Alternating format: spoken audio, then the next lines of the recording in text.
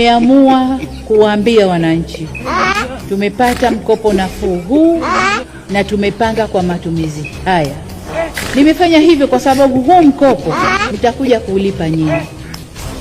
Kwenye fedha hii sina huruma na mtu. Mkinitizama hivi mnasema Mheshimiwa Rais ni mweupe, lakini nina rangi halisi. Niacha na akili zangu niko hovwe.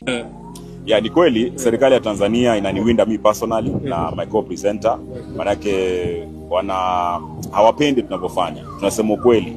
Najua serikali ile ya Tanzania ni ya kiimla, haikuchaguliwa na wananchi wa kweli. Ilikuwa serikali ambayo imeiba kura na ikaua watu. So sisi kama maskani tukiangazia wanatuwinda.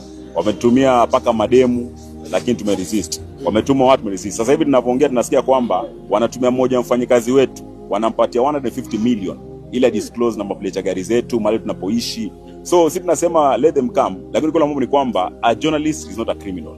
Mwandishi wa habari sio criminal. Yeye ni mtu ambaye anatangaza kitu kiko. So kama kwa mfano una feel vibaya kwa sababu mwandishi wa habari, bwana tulizaliwa siku moja na tutakufa siku moja, lakini hatutanyamaza kusema ukweli. So kama kwa mfano umeua, tutasema umeua. Hatuwezi kupaka mafuta kwa mgongo wa chupa tukisema kwamba mambo hujafanya. Yale tunaotangaza ni ukweli. Hakuna kitu tumetunga. Manake ukisema umechaguliwa na 97% kisha alafu sherehe inakuwa held ndani ya kambi ya jeshi, wewe umechaguliwa na wananchi ama umeiba kura? So tunawindwa kweli. Hata sasa hivi nasikia kuna mmoja hapo ameshaingia nchini anatuwinda. Sisi tupo, kama imeandikwa tadedi, na kama tatoboa, but we are not afraid. Yeah. Na sasa ya information zenu zinatokanga wapi?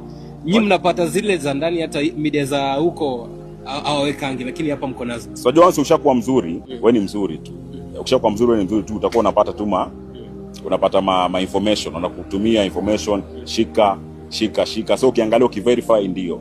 Hatuwezi tangaza kitu ambacho hakuna. Tangaza vitu ambavyo